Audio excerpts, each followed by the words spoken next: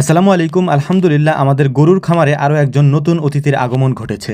আজকে আমাদের যে গাভীটা বাচ্চা দিয়েছে, এই গাভীটা মূলত আমাদেরই একটা গাভীর বাচ্চা এবং পরবর্তীতে এটা বকনা হয়। বকনা হওয়ার পরে মূলত একবার বাচ্চা দেওয়ার পরে আজকে দ্বিতীয়বার আবার বাচ্চা দিচ্ছে। আলহামদুলিল্লাহ, এবছর আমাদের খামারে 7 থেকে 8টা বাছুর হয়েছে। এই বাছুরগুলির মধ্যে প্রায় সবগুলি বাছুরই ষাঁড় বাছুর হয়েছে, একটা মাত্র বকনা বাছুর হয়েছে। সকাল থেকেই বুঝতেছিলাম যে গাভীটা হয়তো আজকে বাচ্চা দিতে পারে, এজন্য মূলত হচ্ছে বাইরে আমরা একটা খুঁটি গেড়ে রেখেছিলাম। তারপর গাভীটাকে আমরা খামার থেকে বের করে এই খুঁটির সাথে বেঁধে রাখবো।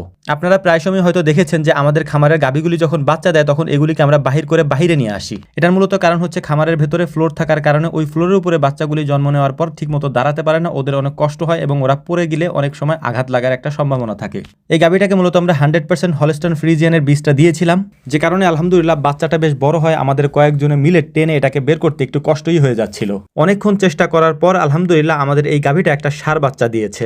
এবছর যতগুলি গরু আমাদের খামারে বাচ্চা দিয়েছে তার মধ্যে এই বাচ্চাটা সব থেকে উন্নত মানের জাতের দিক থেকে, এবং এটার জন্মের পরে যে ওজন হয়েছে সেদিক থেকেও সব থেকে ভালো এবং উন্নত মানের একটা বাচ্চা আমরা পেয়েছি। যেহেতু সকালবেলা গাভীটা বাচ্চা দিয়েছে, তাই অন্যান্য গাভীগুলির দুধ দহন করাটাও আমাদেরকে পরবর্তীতে করতে হয়েছে এই গাভীটাকে এই অবস্থায় রেখে। তো যাই হোক, আলহামদুলিল্লাহ সব কাজ কমপ্লিট করার পর এখন আমরা এই গরুটার দিকে একটু মনোযোগ দেব, মানে এই গাভীটার দিকে একটু মনোযোগ দিতে হবে। এই গাভীটার দুধ মানে শাল দুধ যেটা আছে সেটা আমাদেরকে বের করে ফেলতে হবে টেনে। আর আমরা আপনাদেরকে আগেও বলেছি যে আধা ঘন্টার মধ্যেই এই শাল দুধ বের করে আমরা ওই নবজাতক বাচ্চাটাকে খেতে দিই। বাচ্চাটা যেহেতু মাত্র 20 মিনিট আগে জন্ম নিয়েছে, তাই এখনো পর্যন্ত ঠিকমতো ও দাঁড়াতে পারেনি, যে কারণেই আমরা দুধটা দহন করে একটা মানে দুধের যে কেতলি আছে এটার মধ্যে ভরে ওকে খাওয়ানোর চেষ্টা করতেছিলাম, যতটুকু খাওয়ানো যায় যতক্ষণ পর্যন্ত ও দাঁড়াতে না পারে।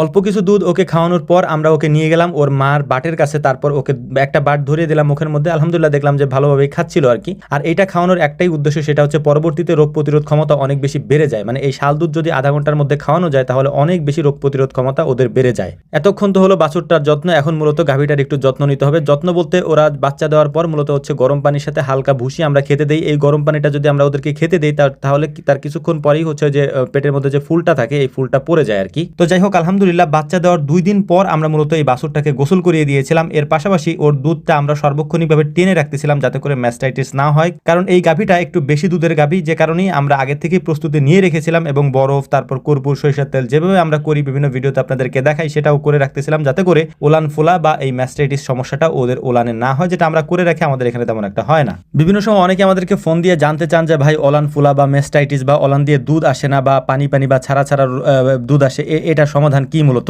তো আজকের ভিডিওতে আপনারা এটা দেখে রাখেন, তাহলে হয়তো বুঝতে পারবেন যে এই সমস্যাটার সমাধান আমরা কিভাবে করি। প্রথমে একটা বরফ দিয়ে তারপর সুন্দর করে ওলানটাকে আমরা ডলে নেই। ডলে নেওয়ার পর ওলানে যদি কোনো দুধ থাকে সেটাকে আমরা টেনে ফেলে দেই অথবা হচ্ছে সংগ্রহ করি। এরপর কর্পূর এবং সরিষার তেল একত্রিত মিক্সড করে মানে একটু ঘন করে তারপর ওলানের মধ্যে আমরা সুন্দর করে মাখিয়ে দেওয়ার চেষ্টা করি এবং জোরে জোরে এটাকে চাপতে থাকি যাতে